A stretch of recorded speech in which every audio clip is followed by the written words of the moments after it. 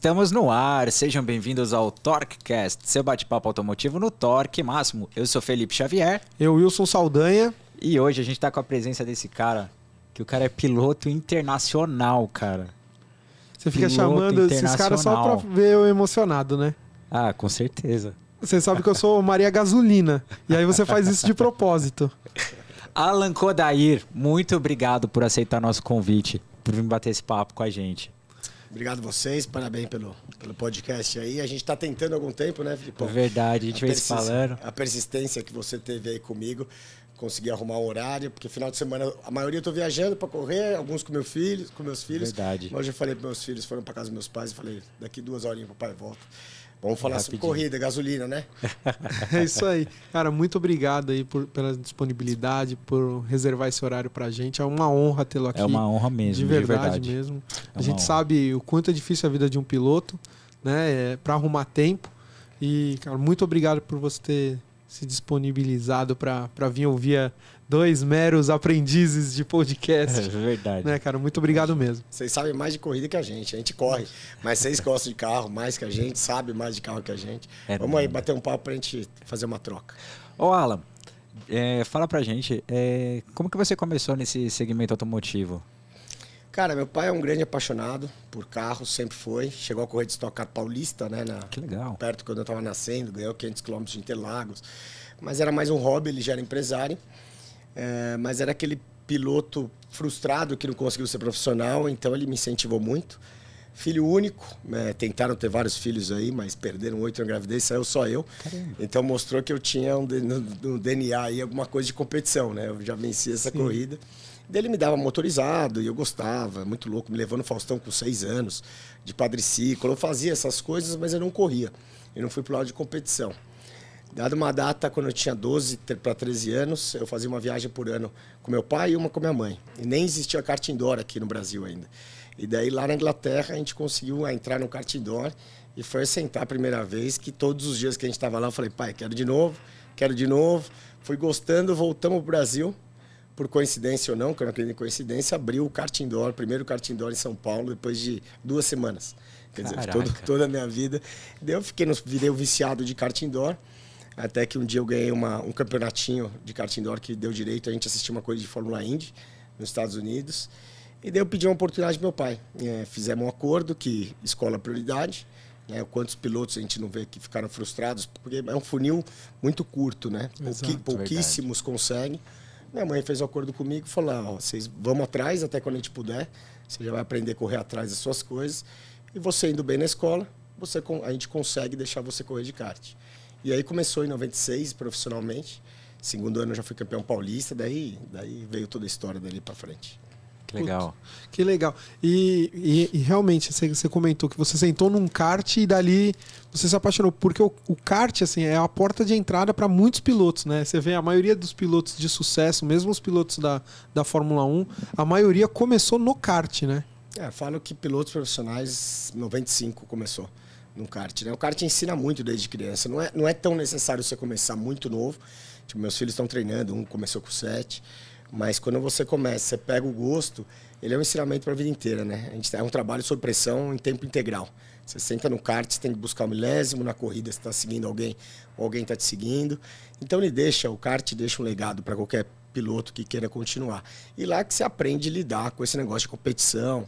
Então quando você vai para uma categoria profissional de carro, você já está acostumado com isso. Não é só puramente a velocidade, né? É complexo a carreira de um piloto, né? Então, acho que o kart é fundamental. Não tem como. Muito difícil um piloto hoje, que está até na Stock Car, você fala, carro de turismo, eu não me lembro algum que não fez kart. Sim, e apesar da diferença de tamanho, peso, etc., de um kart para um carro de estoque, mas o jeito de guiar ali, o jeito que você guia, a emoção que você tem, o conhecimento que você adquiriu no kart, você transfere muito ali para estoque ou não? Não, o kart ele é mais para você lidar com tudo isso que eu te falei, né? Lidar com a pressão, competição, velocidade, porque ele é bem diferente de carro, né? Mas é velocidade. Você está lá treinando sua mente. Hoje eu uso, fazendo um paralelo, bastante o simulador. Fala, mas simulador, mas eu tô ali naquela pista que eu vou andar, passando 500 vezes a mesma curva e sendo parecido. Então a gente é uma máquina, né? A gente tem emoção, mas a gente é uma máquina. Então, quanto mais você fizer, quanto mais você se adequar com isso, quanto mais você chegar pronto numa competição de carro, porque quando chega no carro, não é que você tem lá muita chance, né? Você tem que ir bem no primeiro, no segundo ano, senão não vai. Então, o kart te prepara, né? Ele é uma faculdade, ele é uma escola, é uma faculdade, para quando você virar profissional realmente, você está preparado. Alguns pilotos se mantiveram no kart, né? Tem alguns pilotos que correm profissionalmente de kart até hoje, porque talvez não tiveram oportunidade, não conseguiram, ficaram tão bom no kart que hoje eles trabalham para a fábrica, eles trabalham para chassi, né? Mas o kart é preparatório muito mais por essa base emocional, de se acostumar a competir, bater porta com os outros, e principalmente de ser uma pessoa resiliente, né? Ensina muito, todos os tipos de corrida. Eu acho que é o esporte que você mais perde comparado do que você ganha. Schumacher muito mais perdeu, Senna, Prost. Então você aprende isso na vida, né? De se frustrar, dormir, levantar e querendo ir para a próxima de novo.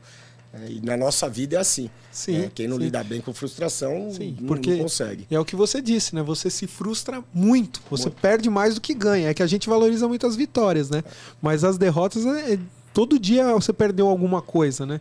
E o piloto, ele convive com isso, né? Convive com isso, com a perda natural, né? Que é uma perda que você acabou, sei lá, não estando muito bem no dia. E tem aquele dia que você está em primeiro, longe, e fura um pneu. Sim. Né? Então tem a parte da frustração. Essa eu acho que é a pior. Da máxima frustração. É o que mais acontece. Você está numa corrida boa, lá vem um concorrente te bate. Né? Um retardatário, principalmente. Um retardatário te atrapalha. Ou você mesmo não está naquele dia bom. Sim. E você está lá concentrado, porque o automobilismo é 100% de foco o tempo todo. Você está no limite. E daí esse é o mais difícil de perdoar, né? Você comete um erro. Sim. E daí a gente sabe, Campeonato Paulista e Brasileiro, que eu corri a vida inteira. Eles são muito competitivos. Então, para você estar bem no final de semana para ganhar a corrida, já é difícil. Daí você vai lá e comete um erro e perde a corrida. Eu lembro que eu ficava mal, eu ficava mais dias, assim, né, com a cabeça ruim.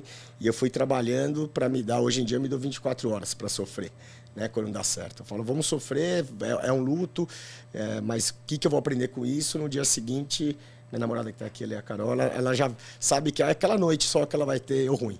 E depois eu já tento aprender e a gente volta mais forte. A verdade é essa, né? Na derrota que a gente cresce. É verdade. Então eu curto isso aí. Na primeira noite eu quase que não durmo, mas já acordo tranquilo. O que eu aprendi, vamos para a próxima. O time aprende, a gente volta mais forte e eu acho que isso que é a parte mais importante do esporte. E como que é o relacionamento do piloto com a equipe de engenheiros e com o seu piloto companheiro de equipe e rival dentro da pista? Porque ali, dentro da equipe, vocês são companheiros, são parceiros. Mas na hora que vai para a pista, é um querendo engolir o outro, né? Porque o primeiro adversário teu é o seu companheiro de equipe, porque tem o mesmo equipamento, né? Exatamente. Como que é essa convivência? Nos meus bate-papos, palestras motivacionais que eu faço com empresas, eu comparo muito uma organização de uma equipe como uma organização corporativa. É idêntico. A gente está lá para se ajudar. Eu brinco, até falo que é o esporte individual mais coletivo que existe. Teoricamente é individual, né, que vem, a gente no pódio, mas é a equipe que faz tudo acontecer. São 15 integrantes que eles fazem todos os dias o trabalho de desmontar, montar carro. Poucos sabem, né? Acham, o carro está pronto. É 7 da manhã, 7 da noite todo dia. Eles desmontam, montam, realinham. Então eles trabalham mais no carro que a gente. Então tem que ter essa confiança dos dois lados. O piloto com o engenheiro tem que um confiar muito no outro. Um já tem que se entender, né, meio que no olhar. Se o piloto não virou aquele tempo que o engenheiro sabe que ele é capaz, peraí, vamos procurar, vamos buscar alguma coisa. Não culpar o piloto. Então o resultado se constrói em grupo, totalmente em grupo. E esse relacionamento que você diz com o companheiro de equipe é exatamente isso. Ele é o seu primeiro concorrente, porém ele é parte integrante de um organismo, né, que é a equipe. Sim. Então, assim, é sabido que eu quero ganhar dele, é sabido que ele quer ganhar de mim, mas se a gente não falar a mesma língua, se a gente não tiver numa harmonia de trabalho, o todo sai perdendo, né? Eu já tive oportunidades de estar com pilotos que tinha essa quebra de clima, que prejudica todos no final, né? Para mim, não tanto, porque quanto mais nervoso o cara tivesse, para mim era melhor, mas quebra. É muito legal manter essa harmonia e ter um piloto que seja sincero, que fala, pô, vamos lá. As informações não ficam escondidas, a Stock Car tem pouquíssimo treino. Então, quanto mais sincero a gente passar, o nosso carro vai ser melhor. Daí que vence o melhor depois, entre 32, é melhor você ter um evoluído igual você do que todo o resto, né? Sim, até porque, assim, igual você falou, entre 32, se os dois carros forem o melhor da pista, você só tem que ganhar de um, né? Exatamente. Porque os outros 30 já estão para trás. né? Então, mas o difícil é você achar um cara que tem esse mesmo pensamento, né? Para vocês irem os dois para frente. Porque às vezes tem muita questão de esconder, de sabotar a informação, o engenheiro dele com ele e o seu engenheiro com você, né? Acontece muito. É quase certeza.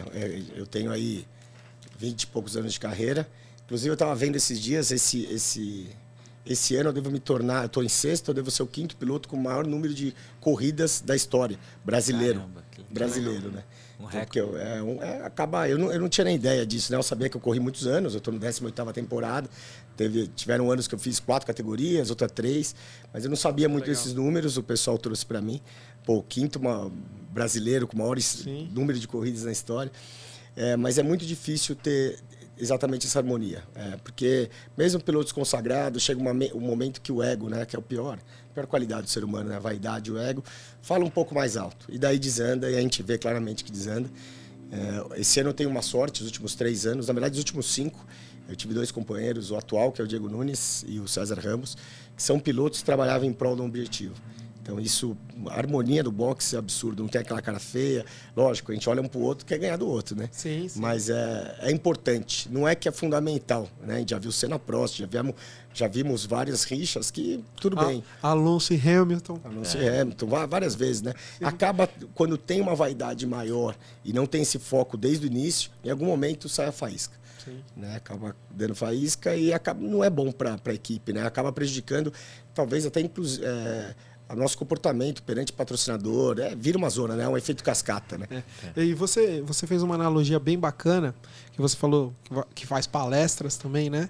E indústrias, etc. Companheiros de trabalho ali, principalmente em área comercial, é meio que isso, né? Porque eles estão num pró ali, numa meta comum da empresa, mas um está competindo com o outro para apresentar um número melhor. Você quando faz as suas palestras, é muito voltado a isso ou não? Ou você tem outras abordagens? Tem todas relacionadas com essas semelhanças, né? Essa é uma delas, o trabalho em equipe, principalmente, a resiliência que a gente conversou também, né? Qual cara hoje vamos direcionar para a parte comercial? Pô, eu para conseguir ser piloto, eu fui atrás dos meus patrocínios. Hoje eu tenho uma situação onde tem um patrocinador maior que me contrata, mas eu passei 12 natais aí sem estar empregado. Eu virava o ano desempregado. Caramba. E eu tinha que pegar meu carro, fatiar igual um boi, até meu layout eu explicava antes, para mostrar que a picanha custa mais caro e eu saía para a rua. Então eu tinha 70, 80 nãos para 2 sim. Então essa persistência, a resiliência de nunca desistir, me fez um piloto também. E na corrida também, sem tirar a parte comercial, é isso. Você tem que buscar, tem que ir atrás. E a empresa, de alguma forma, acaba sendo isso, né? Principalmente o setor de venda, que eu me identifico bastante, Sim. que não são todos que sabem, mas eu fui o meu comercial na carreira inteira. Então, batia, faço projeto, vou, não.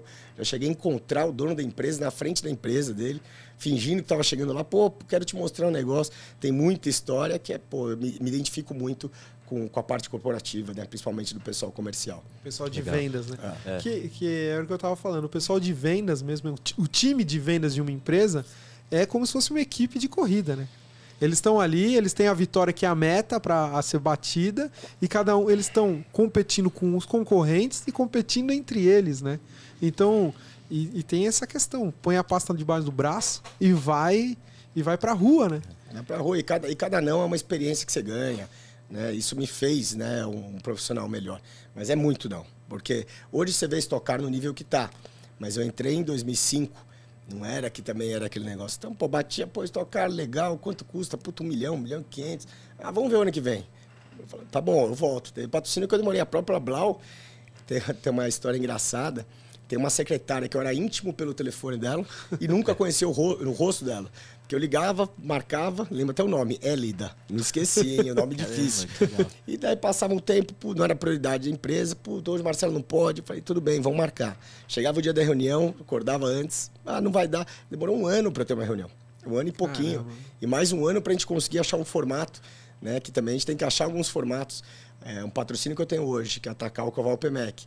E começou com a Blau lá atrás, quando eu criei uma solução. O cara, putz, a gente não tem verba de marketing, aquilo. Eu falei, posso ver seu estoque? Não. E aí o cara me levou no estoque, o Marcelo, presidente da empresa, que a gente está há 15 anos junto. Eu falei, tudo bem, você não verba você não tem, mas se eu pegar essa pilha de medicamento e eu vender? Ele olhou para mim assim, ele falou, mas como que você vai vender? Eu falei, arrumo. Faço um acordo, acho um distribuidor. Ele falou, gostei da ideia, um cara comercial, vou botar produto para fora, ele vai contrair um novo distribuidor ainda. E assim começou. Assim começou o patrocínio com ele. Então a gente tinha que fazer mágica. E daí arrumei um distribuidor que não estava acostumado. Na minha cabeça eu falei, acabou meus problemas, né? Acabaram os problemas. Não, e as nuances do mercado. O cara não estava acostumado com aqueles produtos. Daí demorava uma semana para chegar o produto. Daí ele ligava para mim, pô, agora eu não consigo vender, você vai ter que me dar um desconto. Pô, foi uma loucura. Mas foi o que me permitiu ter esse patrocínio. Foi o que me permitiu estar com o patrocínio de duas empresas do ramo de autopeças, que é exatamente isso. Uma empresa faz um esforço, faz uma bonificação para outra, as duas aparecem no carro, verdade, ela vende e faz um patrocínio. É um ganha-ganha, mais ganha-ganha ainda, né? Porque o patrocínio já é assim. Sim. Essa conquista mercado, põe produto para fora, os dois, ninguém perde, e ainda fazem um case de mercado muito bacana. Que tem o valor agregado da Stock Car, né? Porque assim, hoje em dia, a Stock Car se não é a principal categoria do Brasil, é uma das, né? A principal do Brasil, acho que é uma das principais do mundo. Né? O nível hoje, tanto de analisar o mercado como um todo, né? Como estrutura para o patrocinador, nível de pilotos, nível de equipe, marcas envolvidas, abrangência, né? Alcance. Stock Car está no momento... Audiência. Eu que tirei a carta de motorista agora na Stock Car, estou na minha 18ª temporada, nunca passei por um momento que a Stock Car está desse jeito, sabe? É muito, muito forte mesmo. Então, hoje uma empresa que está lá, só por estar lá, já tem um carimbo de credibilidade muito grande. Verdade. E se souber aproveitar as ferramentas de relacionamento, daí é gol. Daí isso multiplica demais. Eu sempre que vendi um patrocínio, desde 2005, independente que o patrocinador fechava, um camarote de relacionamento estava incluso. Porque é legal ganhar uma corrida com a marca aparecendo. Mas mesmo não ganhando, levando seus clientes, fazendo um carinho tão grande para os clientes que vira negócio. Né? Daí entra no ecossistema da empresa. E as empresas que fazem direito não saem nunca mais. Tanto que você vê 2 anos de pandemia e 99% das empresas ficaram lá. Porque já tinha feito esse trabalho de base. Né? Então a Stock Car é um case mesmo para relacionamento, para mídia, para branding, para tudo. Eu tive a oportunidade de ir agora no Velocitar. Foi a primeira vez que eu fui numa corrida de Stock Car. Foi aquela corrida. Ah, foi? Eu achei que você já tinha ido. Nunca fui, foi a primeira vez. Por isso que eu vi você mais empolgado. Foi a primeira vez que eu fui. E, cara, a gente torce igual a gente vai pro estádio, cara. Tipo, ele passava, a gente vai. Tipo, eu tava na frente, assim, da televisão, eu ficava acompanhando, sabe? Eu via ele passando, tipo, acompanhava na televisão e falava, meu, você torce igual. É muito, muito... Torce mais porque são 31 concorrentes, não é só um. Né? E você tocou no assunto de pandemia, né? A empresa que eu trabalho, ela patrocina a Copa Truck, né? 2 pilotos da Copa Truck, porque é de linha pesada, tem a ver com o universo de caminhão. E a gente sofreu muito com a questão da pandemia, de ter ficado parado, depois voltar sem público. Muitos não sabiam o que fazer, os patrocinadores também ficavam meio assim, pô, será que compensa você continuar patrocinando? Como que foi isso para vocês, vivenciarem esse momento? Cara, foi o maior teste na minha carreira. Quando veio a pandemia e a gente sentiu a gravidade que seria, eu temi pelo pior. Falei, pode acabar a categoria. Né? Pô, querendo ou não, cortam todas as verbas, limitam o número de corridas. Se voltasse naquele ano, a gente não sabia se voltaria.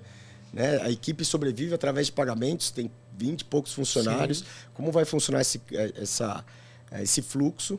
Eu temi pelo pior, só que também do outro lado, quando começou a acontecer, eu falei, vamos ver o tamanho da musculatura que chegou a estocar. Vamos chegaram até ter corridas juntas com a Copa Truck, né? Vocês chegaram a fazer etapas... Stock Car não. Eles juntaram algumas categorias. Stock Car é concorrente. Sim. Mas foi uma surpresa mais que positiva para mim. Dentro de casa, com os meus patrocinadores, inclusive a Tacal, o OpenMec. A Tacal sentiu muito isso, porque tem empresas como a Blau, que ela se importa muito com branding e muito com relacionamento. Tem empresa que é 80%, 90% relacionamento. E na pandemia, como que ficou? Mas o que aconteceu? Como já tinha um ano de uma experiência muito boa, os clientes queriam aquilo de volta. Então, empresas que realmente se importavam e se importam com o seu cliente, com a sua cadeia, mantiveram-se firmes. Tipo assim, meu cliente gostou, é um diferencial, eu vou manter. Então foi uma resposta muito positiva das marcas que estavam em Stock Car, muito profissionais, das marcas que estão comigo e do mercado. A gente voltou mais forte, né? Todo caos gera uma oportunidade. Sim, sim. Hoje eu sinto a Stock Car muito mais forte, os mecânicos mais seguros, as equipes, as empresas que estão lá valorizando ainda mais. E por incrível que pareça, a gente não perdeu quase nenhuma empresa. Você está falando em 30 e poucos carros, cada carro com mais de um patrocínio. Sim. Foi surpreendente, foi realmente surpreendente. E mostrou a força que Stock Car tem. E eu sou muito grato pelos guerreiros do passado. Ingo Hoffmann, Paulão, Chico, eles tinham um ano que não sabia se ia ter campeonato no ano seguinte. Sim. Então, se a gente vive o momento, eu que estou 18 anos, passei por algumas etapas, mas se a gente vive esse momento hoje, é graças a esse cara. A Chevrolet que entrou lá no começo, apoiou. Usou palão, né? Hoje a categoria realmente ela é muito disputada, cada piloto que está lá tem que dar seu máximo, mas a categoria não vai deixar de existir. Você pode perder sua vaga. Isso que a gente tem que lutar. Mas a categoria vai te proporcionar tudo para você ser um bom piloto profissional, para você dar retorno para os seus patrocinadores, que antigamente não existia isso, você não sabe. Hoje a estrutura está espetacular, transmissão, Band, Sport TV, Sim. streaming. Então hoje a gente tem um ambiente para ser profissional como a gente nunca teve. Então basta da gente, da nossa equipe, do esforço do patrocinador. Aí você vê, além das montadoras importantes que tem lá, você tem marcas muito conceituadas que patrocinam, né? São, igual você disse, são 32 pilotos, todos eles com mais de um patrocínio no carro. Então, assim, é muito difícil de você atrair todo esse dinheiro, porque é uma leva grande de dinheiro, mas as empresas que estão transmitindo, tanto a Band quanto a Sport TV, né? Então é difícil você manter isso numa categoria que é tão competitiva. Sim, e tantas marcas grandes, né? Então, isso também eu acho que é um carimbo de credibilidade. A gente vê lá muitas multinacionais. Exato. Quer dizer, se eles estão, concorrentes deles estão, de outro setor do mercado está passando pelas restrições que uma multinacional exige para estar no esporte de risco, caro, a categoria é boa. E, inclusive, ela também passou por esse processo. Eram mais empresas familiares e hoje em dia a gente tem muita empresa grande, né? De capital aberto, continuam as empresas familiares, tem empresas de todos os nichos, antes era mais segmentado, né? Tinha mais a farmacêutica. Hoje você vê lá 10 nichos de mercado. Quer dizer, a categoria se mostrou e está mais comprovado que é uma das melhores ferramentas de relacionamento que existe para você fazer com o seu cliente. É verdade. Se você que foi lá, você sentiu, você pode ver na televisão é de um jeito. Mas o que você sentiu, o dono da empresa que vai lá fala, cara, eu quero que meus clientes sintam essa emoção. E daí eles fazem, os camarotes lotados. E voltando na pandemia, a pandemia trouxe essa escassez, trouxe o sentimento. Né? A pandemia nos trouxe o sentido de valorizar muito mais as coisas que já deveria ser valorizado. Né? A gente voltou mais forte. E a Stock Car não foi diferente. Então, eles voltaram mais forte. Não só as empresas querendo fazer o patrocínio, querendo fazer ação de relacionamento, como os clientes buscando isso. Sim. Então virou, agora tá um organismo realmente completo, porque está todo mundo querendo. E o cliente que vai lá, ele valoriza. Então o patrocinador que está lá, quando fala, pô, compra, vamos bater a cota esse mês, o cara assina. Já vi cara assinando o pedido lá no autódromo. Ele fala, cara, é um ambiente de muita empolgação, de muita emoção. Então é uma troca, isso que é bacana. Eu já falei para os meus patrocinadores, eu vou ficar satisfeito quando ganhar corrida, sua marca aparecer, e eu souber que aquele cliente que a gente tratou bem, que gosta de carro, dobrou o faturamento com você. Daí eu vou ficar tranquilo. E acontece muito isso. O patrocínio tem que ser uma ferramenta que o cara fala, pô, eu gastei 1 milhão. Pô, mas valeu a pena com imagem e tal. Não, eu quero que esse 1 milhão se torne 5, 7, 10 milhões de venda. Fora o resto, fora o carinho com o patrocinador, fora a imagem. O relacionamento, né, que você está falando, porque é mais do que uma corrida de carros, é uma experiência. Total. Né? Você está ali, você tem um dia de experiência, né? Porque não é só a corrida da Stock Car que tem lá. Tem alguns outros eventos em volta que acabam, por exemplo, visitar os boxes, tirar foto com o piloto. Tem um monte de coisa ali que o cara, quando está na televisão, vendo só a corrida, ele não tem esse sentimento ali, né? Sim, e o principal, né? O carinho com quem trabalha com você. As pessoas sentem, a ação, né? Experiência junto com a ação. Então, o cliente que está lá, que ele compra de 10 empresas, a empresa que levou, teve o cuidado, recebeu bem, o piloto recebeu bem, por que ele não vai direcionar mais um percentual maior da venda para essa empresa? Né? Isso está completamente comprovado, quem está ouvindo a gente, isso eu sei com meus clientes, cada um que fala, a própria Takao, como que ela ganha o share, como que ela até algum cliente que ela estava perdendo, ela levou lá, fez um carinho pro cara, o cara resgatou o cliente. É uma ferramenta muito poderosa. Muitas vezes é uma experiência única na vida do cara tá ali, então realmente é... Na Stock Car eu nunca fui pra box, né? Eu fui como pagando ingresso, indo em Interlagos. Eu sou fanático de corrida de carro. Então, assim, eu fui como espectador comum. Assim, pô, é uma puta experiência, né? Foi eu, meu pai, meu primo, a gente gosta muito de corrida de carro. E assim, pra quem também tá lá do lado de fora, eu acho que já vi corrida da Stock, já vi corrida da Copa Truck, já vi Fórmula 1. Assim, a Fórmula 1 é o máximo, né? É o máximo do automobilismo. Mas você sabe que é o máximo, mas de experiência... Então... Muitas pessoas julgam a Stock Car por essa proximidade, esse contato com o piloto, era mais o que a Fórmula 1. Era o que eu ia falar, era onde eu ia chegar. A Fórmula 1 é o máximo da corrida, né? De velocidade, mas a experiência que você tem na Stock é uma experiência completamente diferente, porque é uma vivência que você tem ali, né? Sim. A Fórmula 1 é meio distante. Você vai lá, assiste a corrida, pô, é... caralho. Você sabe que... Mas a vivência ali, a proximidade que você tem com o carro, com o piloto, na Stock você tem isso, na Fórmula 1 não tem, né? Você sabe que em 2005 ou 2006, uma grande empresa que me patrocinava, a Colgate-Palmolive, fez o patrocínio do ano inteiro e fez um final de semana com a Fórmula 1 com os clientes. Tudo para marca de relacionamento, deve ter gastado mais nesse final de semana do que o ano inteiro. E fez uma pesquisa de satisfação, né? E falaram, pô, lógico que a Fórmula 1 valeu a pena, que a gente gastou o dobro. Não. 90% dos clientes preferiram a experiência da Stock Car. Mesmo alguns estando lá por uma experiência somente, né? Porque eles faziam global, faziam todo o Brasil inteiro. Então, o tamanho realmente da experiência da Stock Car, da proximidade, de ele ver o piloto no olho que ele está torcendo. Lá ele torcia pelo brasileiro, né? De ver meu carro, tirar foto. Isso que paga a conta. Até a própria empresa ela ficou um pouco surpresa. Ela falou, caramba, a gente não esperava isso. O que nos fez... Foi ótimo. Quando eles entraram na Fórmula 1, eu falei, cara, já vem um concorrente. Sim. Não, renovou o patrocínio por causa desse retorno que eles tiveram dos clientes. Sim, porque assim, é o que a gente estava falando. A Fórmula 1, ela tem todo aquele espetáculo lá, mas ela é muito distante, principalmente do brasileiro. Talvez o europeu, ela já é mais tradicional lá, ela é mais aberta. Você vê até o jeito das corridas na Europa é diferente da corrida no Brasil. Mas a Stock, ela é muito assim, pé no chãozão mesmo, né, cara? Tem esse quê do brasileiro, da proximidade dos pilotos. Os pilotos, maioria gigantesca é brasileira, então tem a mesma cultura, a mesma linguagem. Sei lá, eu como espectador que eu fui pagando ingresso, para mim a experiência da Stock é muito foda. São vários valores, né, que você está citando como espectador, eu vejo como piloto. Como espectador já é legal. Quando você vai como convidado de um patrocinador, ainda é maior, porque você está lá com a sua marca ou alguém está te convidando naquele carro. A gente recebe o pessoal no box, como recebeu o Felipe, então tem esse contato. Então é uma experiência completa. A outra você vê corrida. Essa você sente a corrida. Exato. Você sente o universo, você sente como funciona. Você olha a tensão do piloto, você olha a tensão dos mecânicos.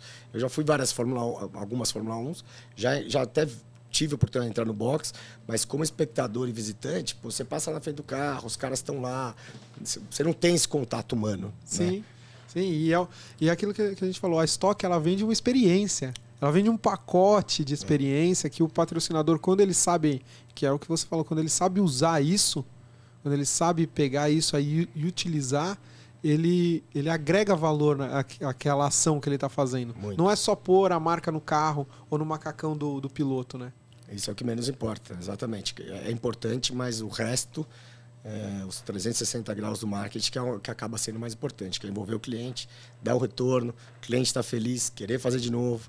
Né? A gente é parte integrante. Eu falo para os meus patrocinadores, eu sou um braço de vocês. Eu não estou na empresa todo dia, mas eu sou como se fosse uma parte comercial, mídia, propaganda dentro da sua empresa. Eu que represento você na pista. Quando eu estou com a sua marca aqui aplicada em mim e eu dou uma entrevista, as pessoas que estão olhando estão vendo eu falar, querendo ou não, em nome da empresa. Os funcionários, todos os colaboradores, eles se sentem parte disso também. Né? Eles se empolgam, eles motivam toda a equipe. Pô, o nosso piloto.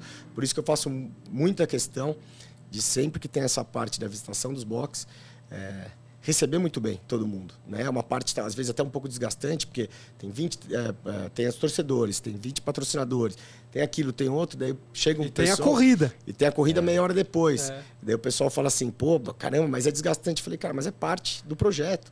Isso é tão importante quanto a corrida. Então tem esse... E eu vejo, né, quando que a pessoa que acreditou em mim, eu gosto muito disso também. Quando você vai lá fazer um acordo, você olha no olho da pessoa, a pessoa acreditou em você. Eu adoro ter esse retorno de quando a pessoa vai lá no nosso playground, olha para mim e eu vejo no olho dele que ele falou, pô, você estava certo, entendeu? Então é um jeito de retribuir dobrado, né? Eu gosto de sempre entregar mais do que eu prometo. Então essa troca que é o bacana. Legal. Ô, Alan, e além da velocidade, quais são suas paixões? Tudo relacionado à velocidade, pode ser. Não, cara, a velocidade, a minha carreira, esse amor pelo que eu faço, eu acho que acaba sustentando uma paixão. E eu gosto muito das pessoas que estão próximas de mim, né? Família, número 1. Sim. Meus pais que me criaram com tanto amor aí, tanta dedicação. Estou conseguindo tentar passar isso para meus filhos, né? Então, Seu pai foi o grande motivador, né? Meu pai com a minha mãe. Te motiva, né? Meu pai com a minha mãe. Meu pai foi sempre motivador, apaixonado, e minha mãe foi sempre o equilíbrio, que é o importante. A parte de me fazer enxergar, de me fazer saber quando eu perdia, que vai ter a próxima. Então foi um conjunto dos dois. Ela nunca... Desculpa. Imagina. Foi mal. Mas é que eu pensei numa coisa assim que aconteceu em casa. A sua mãe nunca te brecou assim por medo, receio? Porque assim, a gente sabe que o automobilismo ele é de risco. Por mais segurança que você tenha, é alto risco, né? Ela nunca chegou para você e falou, pô, meu filho, tira um pouquinho o pé, freia um pouquinho antes, dá uma desaceleradinha ali, não disputa aquela curva tão agressivamente. Não, quando ela decidiu me apoiar naquilo que ela viu que eu amava, ela sente isso sim. Mas ela sabe que isso é inerente ao nosso esporte. Então ela só motiva, vai, se dedica, pensa bem.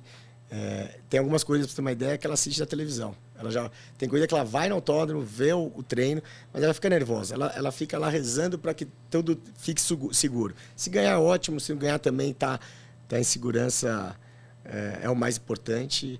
E se tiver medo, não teria como lá do começo me apoiar, né? Um menino mais novo, andando de kart.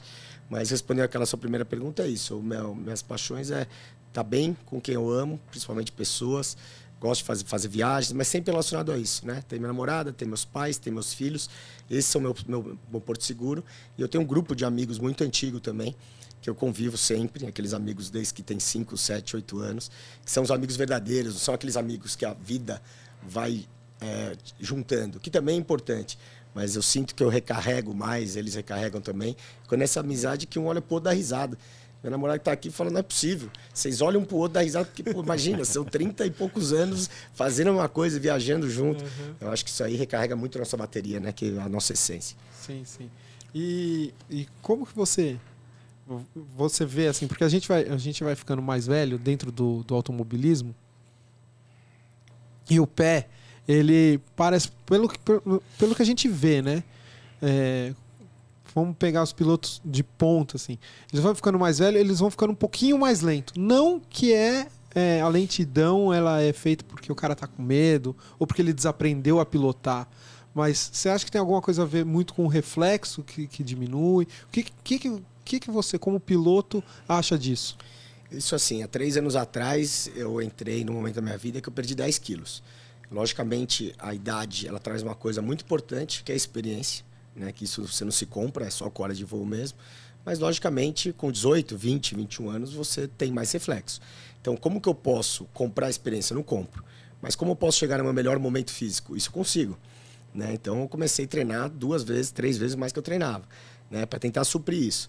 E o que eu estou conseguindo, logicamente, estou com 41 anos, temos o Rubinho com 50, em excelente fase. Sim. Mas eu já comecei 10 anos antes para falar, quanto mais eu tiver em plena forma física nesse momento, mais eu consigo segurar a minha carreira por mais tempo. E quando eu chegar em 50, eu quero estar correndo com 50, que eu esteja melhor. Né? Eu começar a fazer esse preparo com 48, já não tem mais como salvar. Mas existe sim isso aí, existe essa preocupação. Eu, como estou há muito tempo no automobilismo, correndo há muito tempo, eu não senti ainda. Mas eu também não quero sentir. Sim, sim. Eu tô treinando, estou fazendo tudo que eu tenho para fazer, me mantendo em forma. E hoje eu me sinto no melhor momento da minha carreira.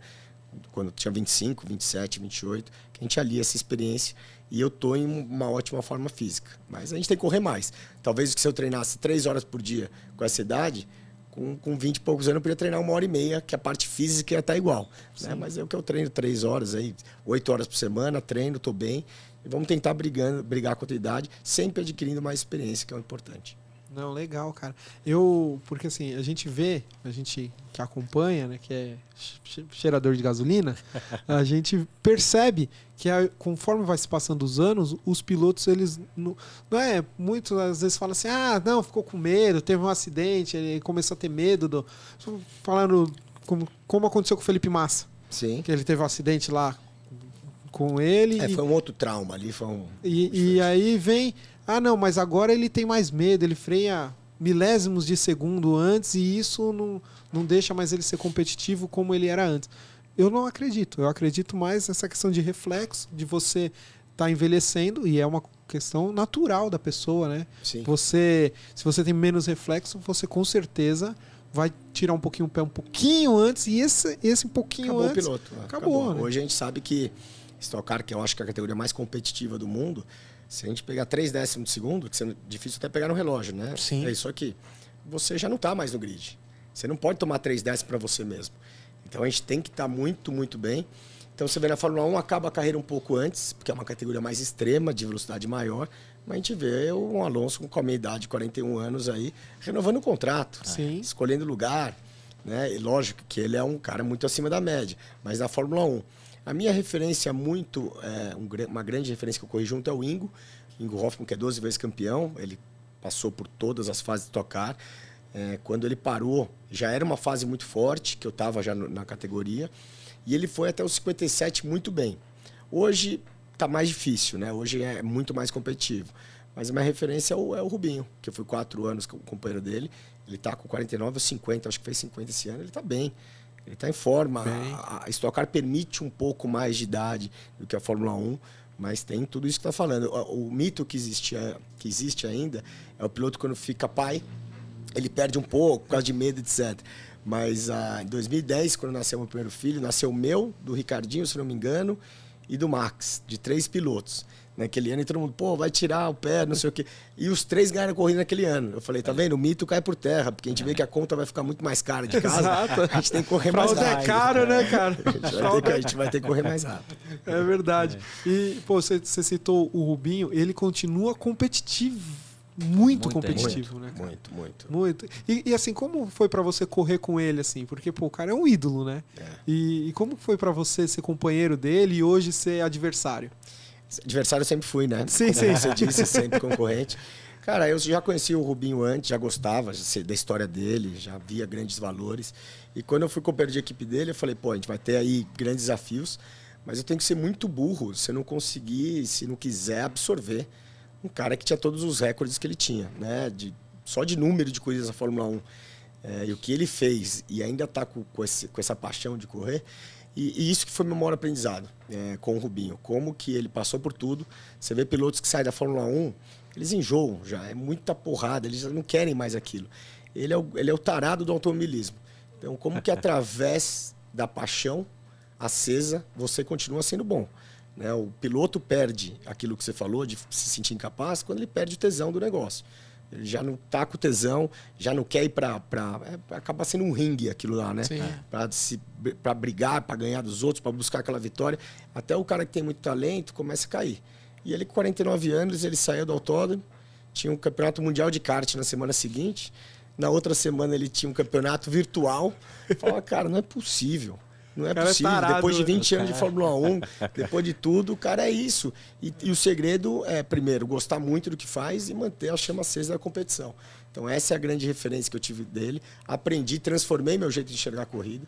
Até, lógico, que é muito inerte da pessoa ter isso ou não. Sim. Mas eu vi que falei, cara, eu tenho isso hoje e é bom saber que eu tenho para tentar permanecer o máximo possível. Porque depois também, talvez se você deixa isso morrer dentro de você, você não resgata mais. Né? Se você, com 42, 43 anos, putz, quer saber? Já não é legal, já não sei o quê. Você não busca. A chama tem que estar acesa, porque é um processo que vai até você começar a temporada em casa, treinando, é tudo cabeça para mim. Né? O foco, até a resiliência de quando perder, voltar, até a vibração de quando ganhar, comemorar. E assim por diante, é um ciclo, né? Sim. Se parar, é igual a bike. Se parar de pedalar, ela cai, né? Não, e o piloto, igual você falou, a vitória, ela é muito boa, ela te leva muito para cima, só que na semana seguinte, ou dali 15 dias, tem outra corrida e aquilo ali já ficou. É história, o troféu tá na prateleira, você já tem que correr para ganhar de novo. Você não pode deixar aquela corrida influenciar a outra, né? E normalmente atrapalha. Né? No começo da minha carreira eu senti isso muito.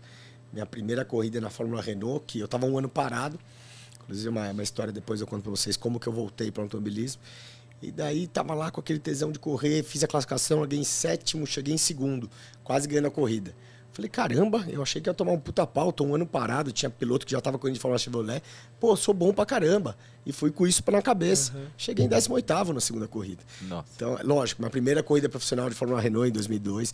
Mas é isso, quando você perde, você e a sua equipe faz de tudo para voltar mais forte. Sim. E quando você ganha, se os dois lados relaxam, a possibilidade de você chegar um pouco menos forte do que você estava é grande. Então, equipes vencedoras, eu acho que também um dos segredos é esse. Né? Quando ganha, volta para casa sabendo que tem que melhorar. Porque outros vão melhorar. Sim. E a Stock Car é isso. Stock Car, você pega um grid de uma corrida, o cara fez a pole e ganhou. Você volta depois de 4 meses, e aconteceu ano passado, com o Rubinho. Foi para Velocitar, pole, ganhou disparado. 4 meses a gente voltou para Velocitar. Mesmo os concorrentes, mesmo carro, temperatura parecida. Não chegou entre os 10. Sim. Porque as pessoas vão se movimentando, os carros vão melhorando. Então, E essa o cara- evolução constante, dedicação constante. E pô, o pessoal vê, né? Ele vê o que você fez, é óbvio. Ele já tem um exemplo ali, né, do que está acontecendo. Você vê, o pessoal para, olha, analisa. Os engenheiros não são bobo, né? Os próprios pilotos também não são bobo. Sim. Você vê como foi o acerto daquele carro, né? Quando voltar, você não vai ficar parado, né? Dali para melhor. E cada vez eu acredito mais que o carro tem vida. Né? É muito daquele momento, quando tem essa sinergia. Equipe motivada, o chefe de equipe acreditando no piloto, o piloto acreditando no chefe de equipe, o foco de todos estar em continuar. Eu acredito que o carro ganha força. A gente está mais que comprovado isso para mim. Porque é o mesmo setup, a mesma coisa, tem uma hora que não vai. Então é um pouco de tudo isso, esse trabalho conjunto, essa confiança. Pô, tem hora que a gente bota um acerto no carro, o carro não funciona. Depois você coloca o mesmo acerto em um outro momento, ele anda. Daí um pit stop não funciona, né? Você está lá quase ganhando corrida, o pit stop não funciona. Um parafuso cai. Isso para mim é muito de energia. Ah, não, pô, aconteceu, podia acontecer, podia. Mas derivado daquela energia que você tá dentro, a sua equipe tá. Por isso que eu falo que eu trabalho em equipe. Se o piloto tá ganhando muito bem, assalariado, tá lá com a vida boa, e os mecânicos não estão bem, talvez o chefe de equipe não paga bem o mecânico, não vai funcionar.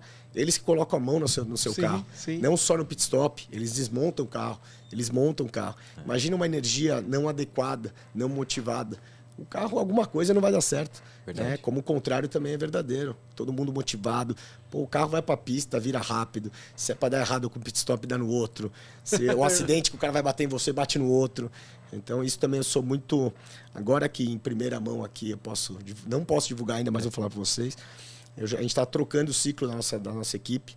Provavelmente a gente vai estar trocando de estrutura. Então, por isso que isso está tão à tona na minha cabeça. Sim. Porque é a hora de escolher pessoas parecidas com a gente e com o nosso Sim. propósito. Né? Então é muito importante.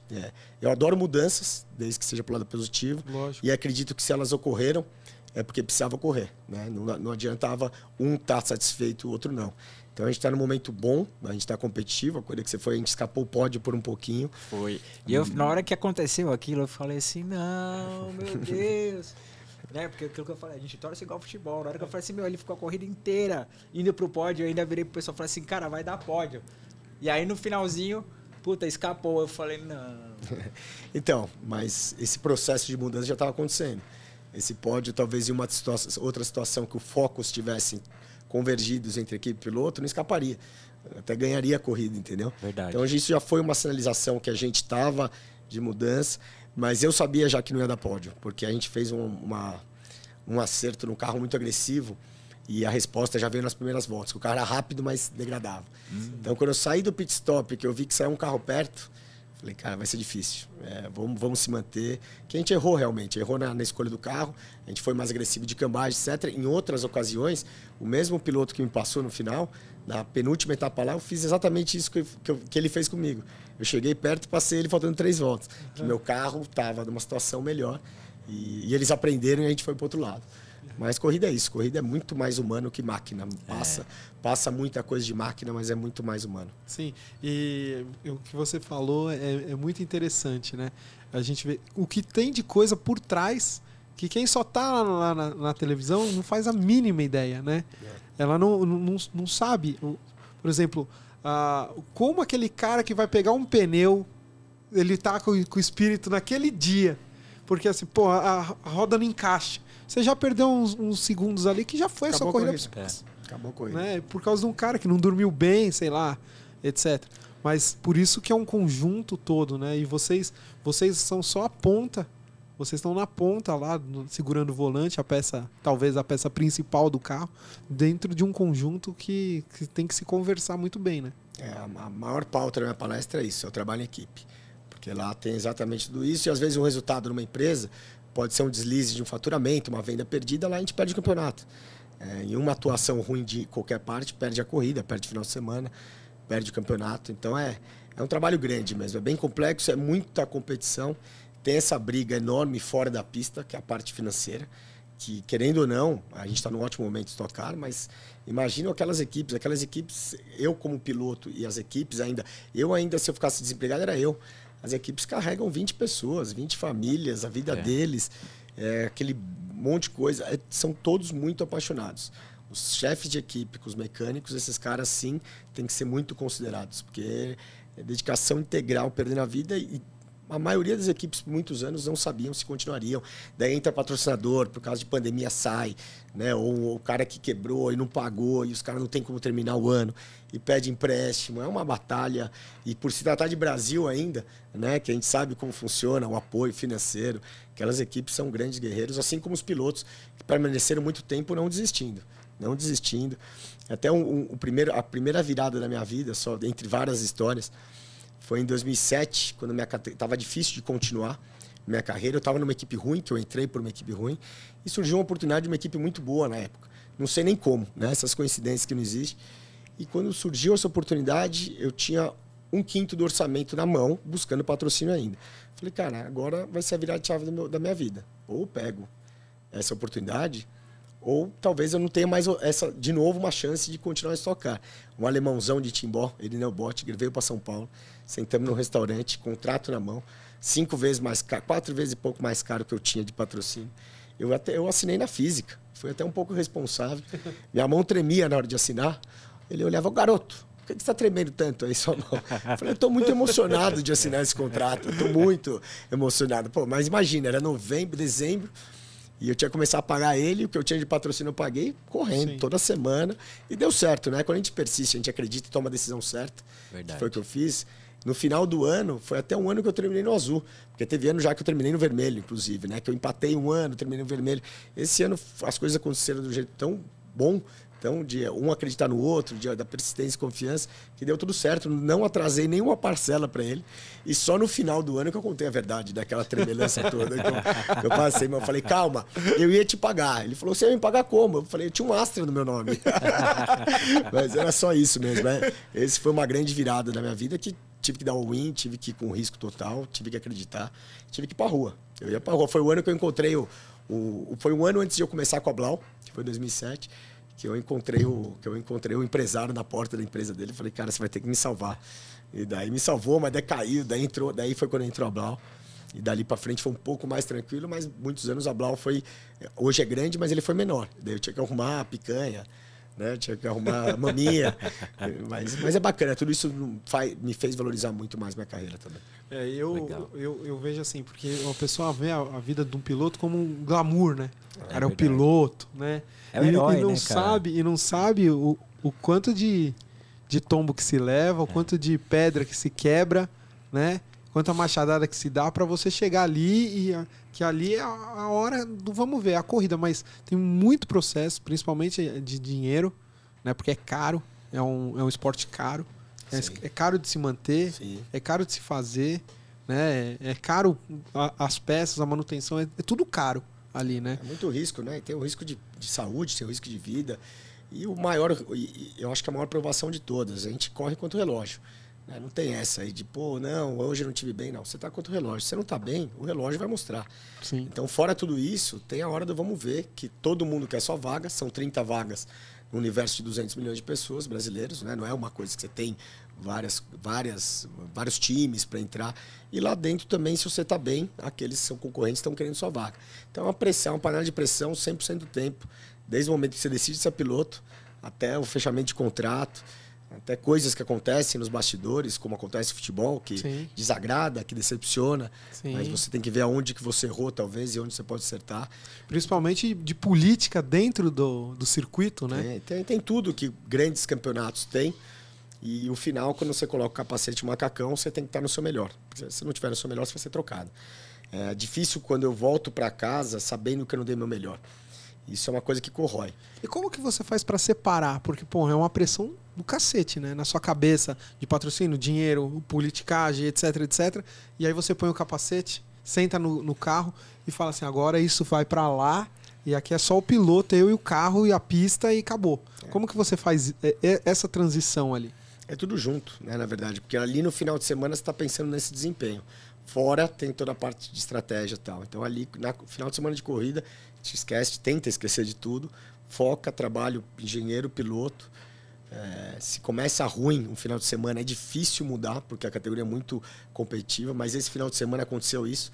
Então mostra o nível de experiência e confiança quando a gente começa mal e consegue reverter o resultado. Mas ali é uma aprovação, porque você pode estar fazendo seu trabalho, que para mim já é um pouco automático, fora da pista. Relacionamento com o cliente já confia em mim, a empresa inteira, os funcionários. Mas ali quando você vai para a corrida, você tem que performar. Não adianta falar, não, puto, o cara é legal, todo mundo gosta, mas ele está andando atrás, sobrevive quanto? 1 ano. Eu quero correr pelo menos mais 10. Então ali é a hora que você coloca tudo em prática, até para você fazer jus para patrocinador e para a equipe. Os mecânicos que trabalharam lá 1 mês no carro todo dia, eles querem ver o carro andando na frente. Né? Então, para voltar para o box, quando eu corro, eu sei que eu corro por mim e por tudo isso que a gente falou, por todas as pessoas, família, torcedores, amigos. Então, eu sei que quando perde, todo mundo sofre. Né? E quando ganha, todo mundo comemora. Então, isso é bacana também, a gente saber que tem um propósito maior do que só brincar de carro de corrida.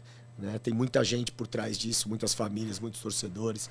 E eu que também tive uma carreira um pouco conturbada, né? Eu sempre fui de equipe média, pequena, já fui de grande. Então as pessoas que estão acostumadas a torcer para mim, eu sei que já sofreram bastante. Então, pô, quando eu ganho, eu falo, ó, essa aí eu sei que tá todo mundo comemorando. É bacana, eu gosto desse ciclo. Puta, cara, que massa. É muito legal. Porra. Mas, assim, eu que sou fã de corrida, para mim é muito legal trazer isso para as pessoas, esse universo, né? Com um olhar um pouco diferente, né? Do humano, não só do piloto, porque para nós é a máquina, né? A gente vê lá, o cara dentro do carro, ele é um conjunto, né? Uma coisa só, e não é humano, né? Você tem os seus desafios, você tem o seu desafio psicológico, principalmente, porque ali é um esporte de alto risco e no limite. Você está no limite de tudo, no limite da máquina e no teu, né? E a gente depende também do nosso corpo 100%, né? É um outro desafio do piloto. Eu não discordo quando as pessoas falam, puta, que vida de piloto é do caralho, olha o glamour. Isso é um resultado bacana. Mas o que a gente está falando de tudo isso por trás, todas as dificuldades, a luta interna, até de desempenho, performance.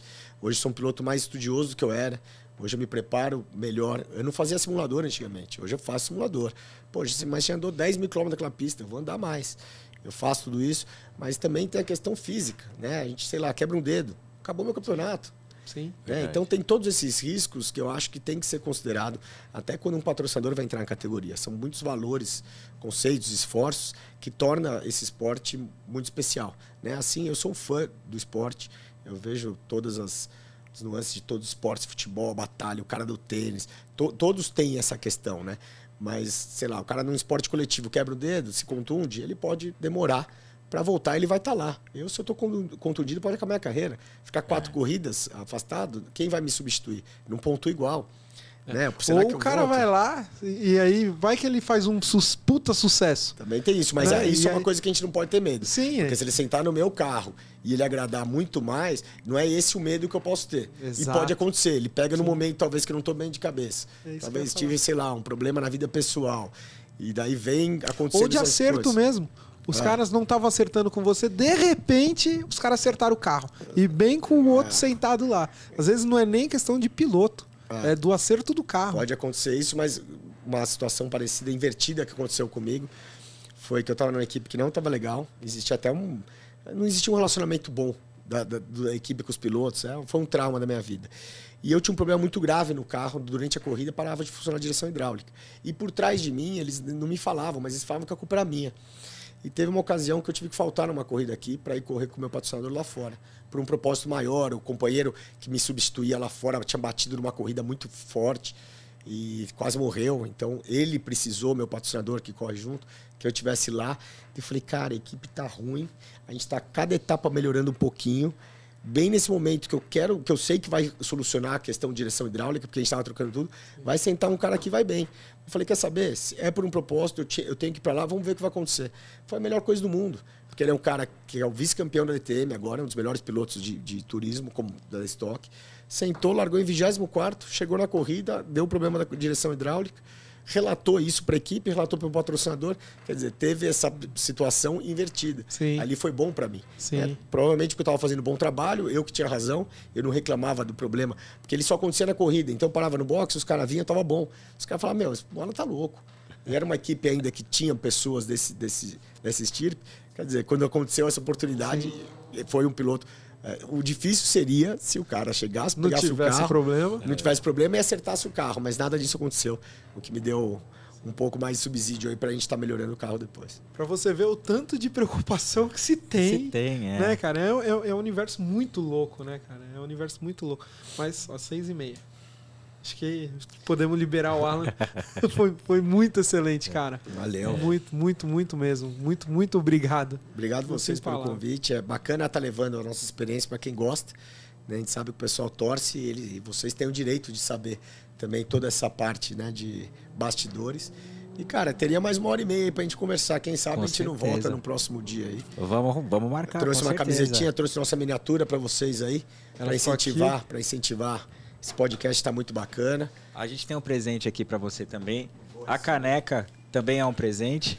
Ó, e trouxe também a camisetinha nova aqui da gente. Caramba! O japonês voador aqui, ó. Aí, ó. Trouxe 3 para vocês.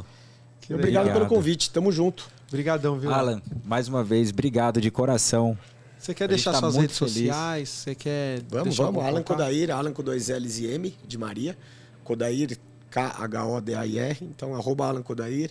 Tudo que é Alan Kodair, vocês vão me achar lá. YouTube tem a página Blau Motorsport, que é a nossa equipe. E é isso aí. Tamo junto. Valeu. Espero ter contraído mais torcedores, que é sempre importante. A gente ganha o Fan Push, né? Toda etapa. A gente está 9 corridas ganhando o Fan Push. Quer dizer que a gente está agradando, a gente está trazendo novos torcedores pra gente. Essa é uma ideia bacana da Stock, né, cara? É bacana. E avisar em primeira mão que a gente está aí em mudança de ambiente para o ano que vem. Não podemos falar nada ainda, que estamos em conversação. Então, o ano que vem vai ter mais novidade. Que legal. Bacana. Muito obrigado. Show de bola. Brigadão, viu, Alan? Valeu, obrigado a vocês. Grande abraço. Galera, esse foi mais um TorqueCast, seu bate-papo automotivo no Torque Máximo. Valeu! Valeu! Fui!